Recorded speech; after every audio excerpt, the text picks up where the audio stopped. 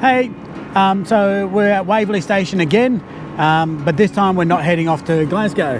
No, we're going to head off to Stirling, see some sights out there, and hopefully show you around Stirling Castle. Yes, last time we were there, it was horrendous weather. It was, yeah, that was the day that we tried to take the kayak out, and there was big storms and stuff like that.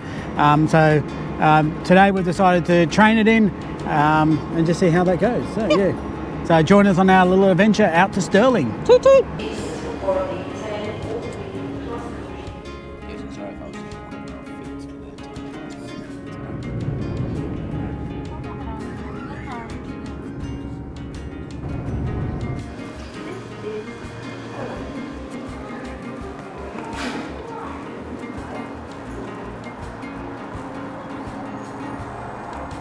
So we've made it to Stirling. Stirling. Yep.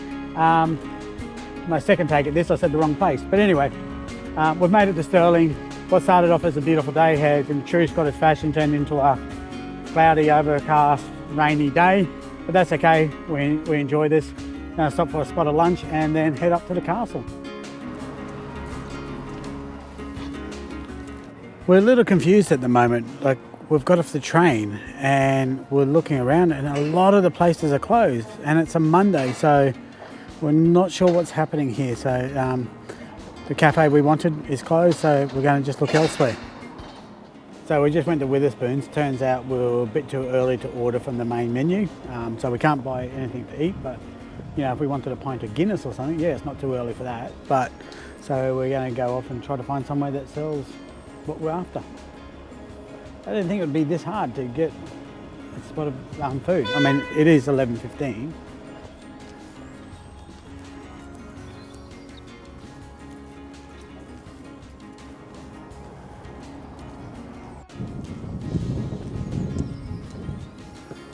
Where is it? Where's the castle? Oh, lucky there's a sign. Just in case you miss it. The statue behind me is to commemorate those that lost their lives in the South African War from 1899 to 1902. Over here is another statue that might be a bit more famous, even though it's a lot more older.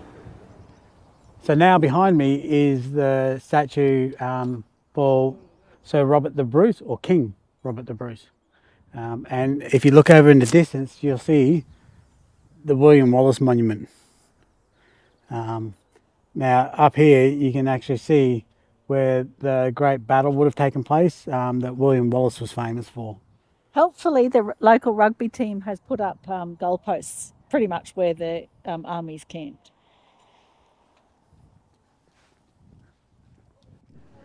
So we've got up to the castle and we've decided, well, this is where we're going to have our lunch. So they actually do a pretty good meal here too. So if you like soup of the day and a bit of bread with it, they do a good soup of the day here.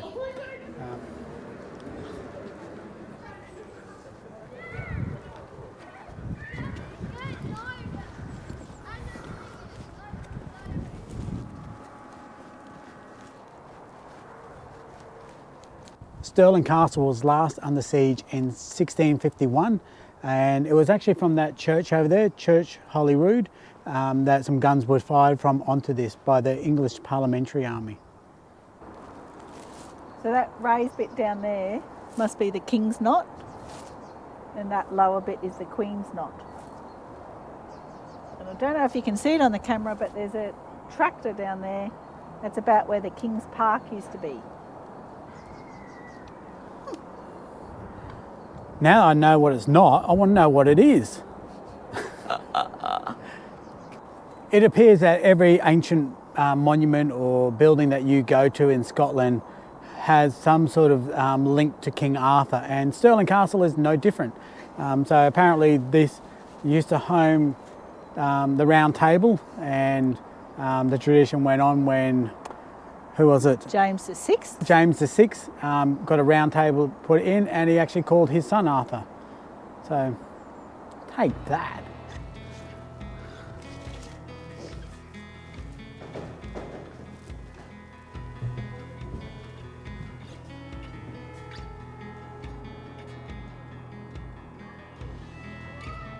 Hey Jack, it says sound the horn.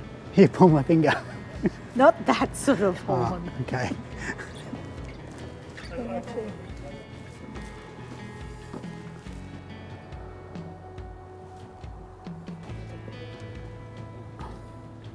This is the Grand Battery.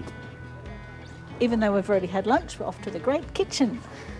No playing with the food, Michael. Wow. That's how I eat.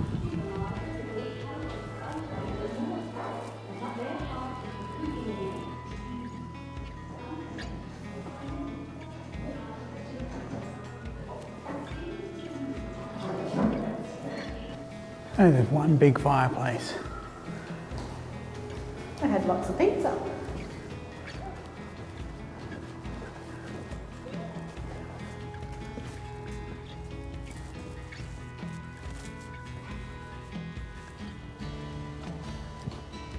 Now I'm not sure, but along here there's lots of little mounds, so we're wondering if they're molehills. I think they might be. Now the only mole that we've seen in Scotland was last time we were here, going through the Battle of Bannockburn, and was it no? Yeah, Culloden. Culloden, sorry, Culloden, and yeah, we found a dead one, and that's it.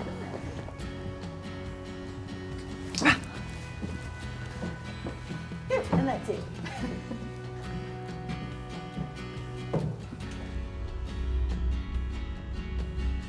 Inside here is the tapestry exhibition, and it's actually, I think it was in 2001, the Stirling Castle actually commissioned, or had commissioned, for their 7 tapestries to be remade. The originals, funny enough, were actually in New York. The original tapestries were actually finished between 1495 and 1505 or so. But the ones that were commissioned were actually, the last one was finished in 2014 and is now, all 7 of them are displayed in the Queen's Palace, I think it is. Sorry, Queen's Apartment in the Palace in Stirling Castle.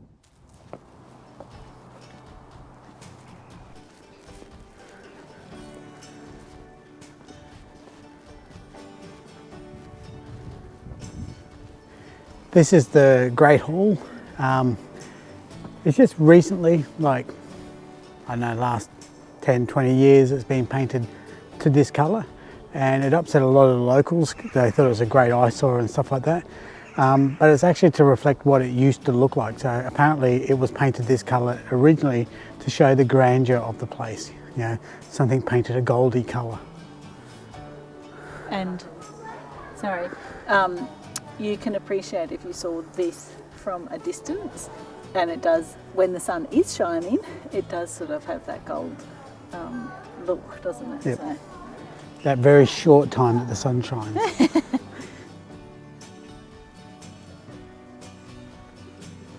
Did you know that when they restored this, when they did the roof, they didn't use a single nail? It's all just been engineered so that it will actually stay together. Now sometimes you see something that just reflects you, and I think that's me. In my defence. In my defence. They're actually not the most comfy chairs out there, are they? No, I think this is the start of the banquet chair, and then as you get along, they'll be a bit more like. Yep.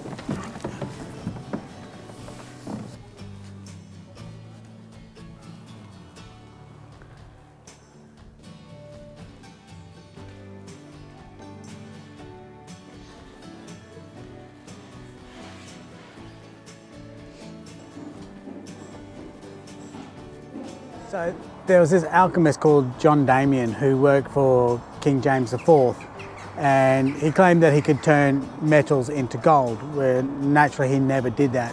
To try to gain back some favour with the king, he decided to prove that he could actually make a suit out of feathers and fly from here to France. And it was from this point that he's jumped off with his suit of feathers and just plummeted down to the ground.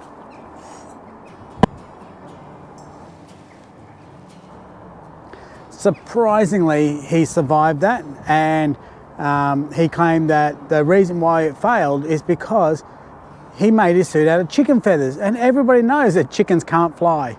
Yeah, it didn't go well for him though.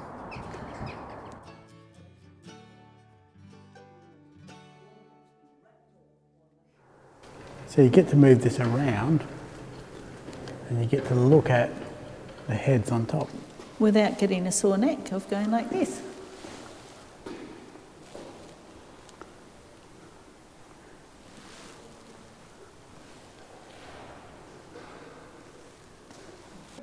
It's a little bit hard to read, but that's a plaque to William Oliphant, which is pretty cool because my family actually has descendants from the Oliphant family.